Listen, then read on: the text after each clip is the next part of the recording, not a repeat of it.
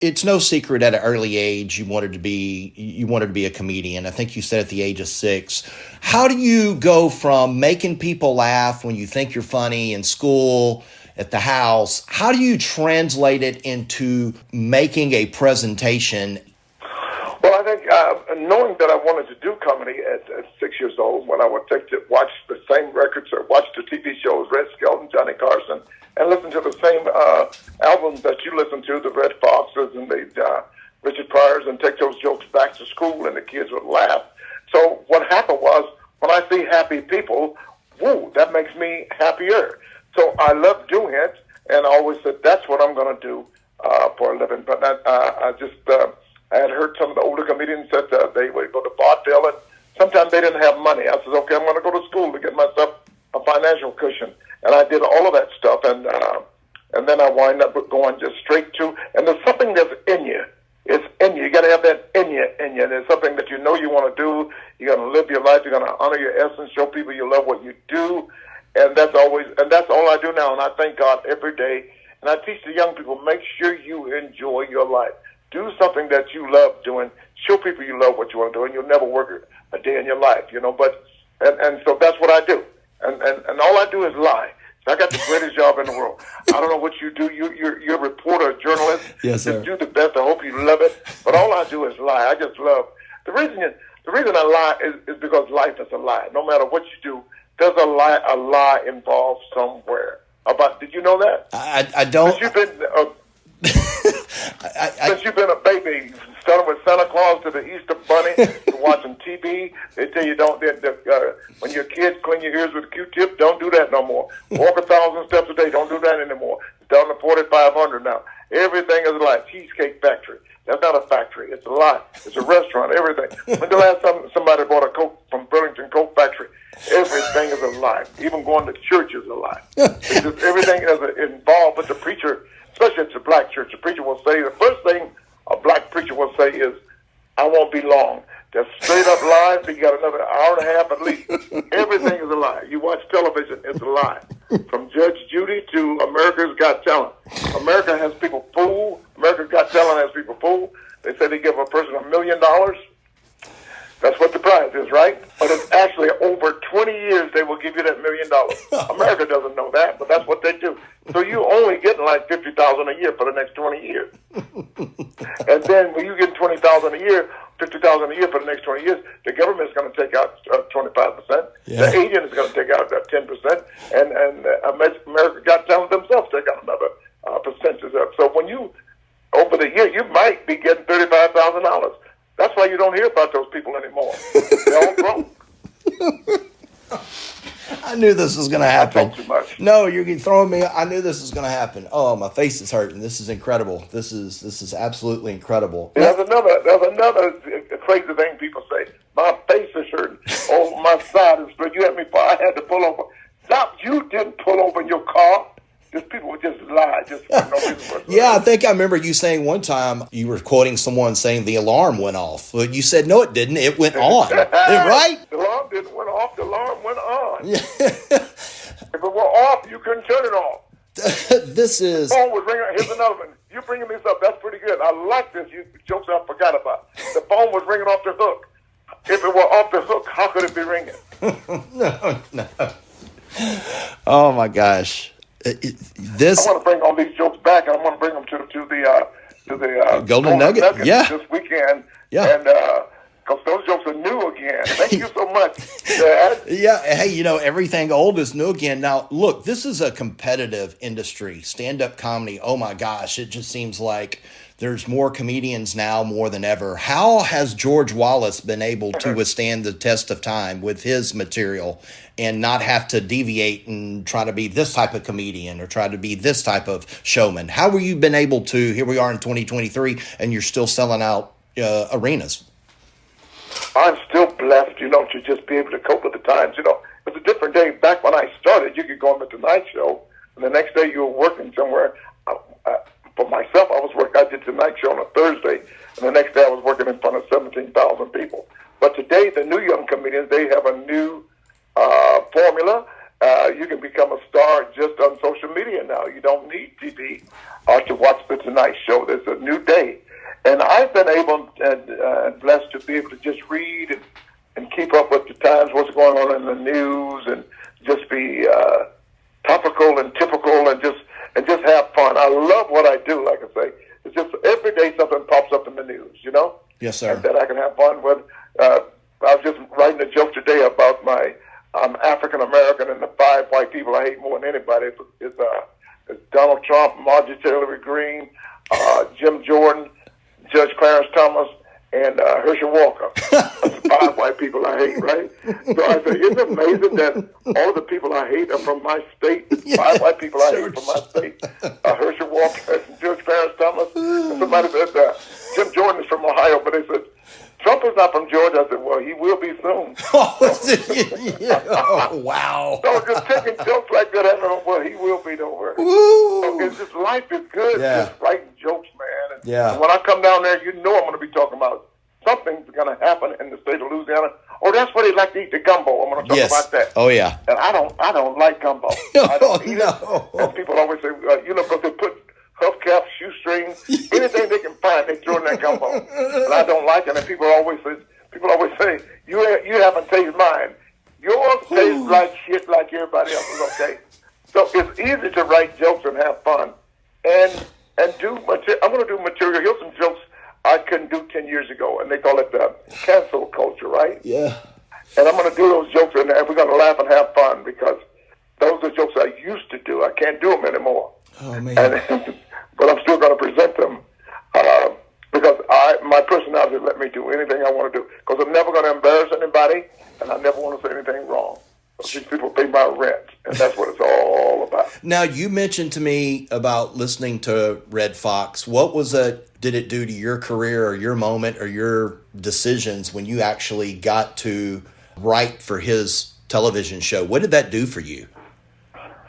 Well, what it was, I was on stage one night at the Comedy Store, and the producers of the show come up and says, we'd like to ask you, would you like to write for the Redd Foxx Show? I said, well, I've never written for anybody. I really don't think I could do that. And they said, well, we've been watching you for 3 weeks, and you seem to be hip in the news. You know what's going on. Yeah, but I've never written for anybody. I don't know what writing is. And they said, well, you think about it, it's $3,500 a week, and that was in '77, right? They said, it's $3,500 a week. And I said, you know what? I probably can come up with a little something and to work for Redd Foxx is just like you, to be excited. Go, Redd Foxx, I'm working for Redd Foxx. And that happened, and I tell you what, this day one, I've just been blessed all my life to work for Redd Foxx and meet all of the people on the show, and just to do what I do, and just to come in up with Robin Williams and Jay Leno and David Letterman, my best friend, and we're still working. 47 years, young man. I know. 47 years I've been doing jokes, telling lies. That's why I asked you how you withstood the test. Now, do you remember your first big purchase, your first big check did you get? What would you buy first when you got that first big check? You know, I'm not into money. I don't know what I always thought. My dad always taught me to go to school, get all the education I can. Sure. Never forget. You may not be able to print this, but he taught me that back in the day, they said, go to school, get the education, make all the bread that you can. Bread. They call it cheese now. Yeah. Cheddar. It's called bread then. So he says, make all the bread that you can. And then he emphasizes, he said, because life is like a shit sandwich. And he said, you go to school, get all the education, make all the bread that you can. The more bread you have, the less shit you got to eat. So that stuck in my head with real estate. Oh, that's... So I never done any drugs, and I have like 17 properties, and I'm proud to say that. Because I didn't do drugs, I did real estate. Sure. And the first thing I bought, I think I did buy a car maybe. My sister came out, my sister's older than me, 10 years older than me. She came out to visit me, and she says, she drove in my car, and she says, I see you on TV, you're doing pretty good, you should get yourself a nicer car. And, she's older, and I was driving a Mercedes. She says, you should get you a nice Cadillac or Lincoln, and I couldn't tell her. Now, that's the first thing I bought, but that was not, may be at the same time I bought my first condo. Okay. In L.A. I bought a condo. That's even better. Because I believe in real estate, they don't make it anymore. And now I'm of age with 17 properties. Just sold 2 and trying to get rid of the other 15. Oh, now, wow. Oh, wow. that I'm of age, But I live in New York, I live in Los Angeles, I live in Las Vegas, and Atlanta, where I'm born and raised. Sure. So Now, after a while, you buy a big house and you go like, what the hell I need all this room? And I'm single. me too. And I'm single. Yeah. And right now, I don't know about you, but there's a ghost in my house. Maybe in your house. Listen to me. I bought some Sherman at 4th of July, right? And it was Sherman toilet paper, and it says 36 mega rolls equal 128 rolls, okay? 128 regular rolls. So I'm going like, the other day I looked up and I got only like 3 rolls, technically 9 rolls left, And I'm going, I am not the only one wiping my ass in this house. There's got to be somebody else in here using this toilet paper. That's too much toilet paper. When we were kids, my daddy bought 2 rolls of Scott with a single ply for the whole week. And there were 5 people living in the house. Now you trying to tell me I've used 115 rolls already? Oh my gosh. Of toilet paper? Ooh. It's crazy. Now, So, I know this because I'm a fan of yours, but many people may or may not know this. You have a special relationship with Jerry Seinfeld. Jerry Seinfeld. I heard of it. And the episode, of course, with he did the little show several years ago, comedians in cars and coffee or coffee. Yeah. Your episode was just phenomenal, especially when y'all sitting at the table and he asked you where everybody's That's from. on my front page. That's on my front It is? page of Twitter. Not a lot of people know that you guys are that close. What is it when 2 comedy geniuses are there together? How does talk about your friendship, your relationship with him? Well, a lot of people, you brought that up now. You brought this up. A lot of people don't know that I'm actually the real George. I'm the one that was his roommate for 13 years. Wow. I'm best man at his wedding. I'm the father of his kids. And to this day, 47, he's already called me twice today. To this day, we are still best friends. Are you serious? And that's a blessing right there. We are best friends for 47 years. Man, that's amazing. I can't get rid of him. And we don't have a lot of friends. You think like people, we have no more than 3 friends that we can trust and call every day. You may be like that, that you can trust. I think you only allow like 4 great friends in life. And so he's my best friend. And I don't know, the family, his wife, and all of us, I don't visit too much. I think that's another reason that we stay friends. They're always telling me to come over there, but I don't need to go over there every day.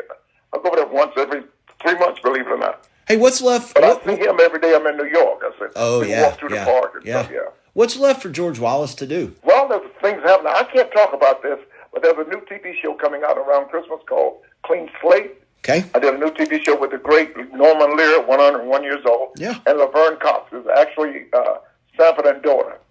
So you bring up Redd Foxx again. Now I wanted to reboot the show. I went to Norman Lear. I said, let's reboot Sanford and Son. He said, well, we got to have a twist to it. Because I just wanted to hear, and so we came up with an idea. And it's George Wallace, Sanford and daughter, and Laverne Cox. That's all I can tell you because I can't talk about it. It will be out around Christmas time. It's on Amazon Freebie. And it's going to be very, very controversial. Ooh. Because, if Norman Lear touches it, it's controversial. I'm just going to put it like this. Sanford and daughter. Wow. And my co-star is Laverne Cox. You may see where we're going with this. Yes. Because I can't talk about it. Okay. But it's going to be great, and we're going to have some fun.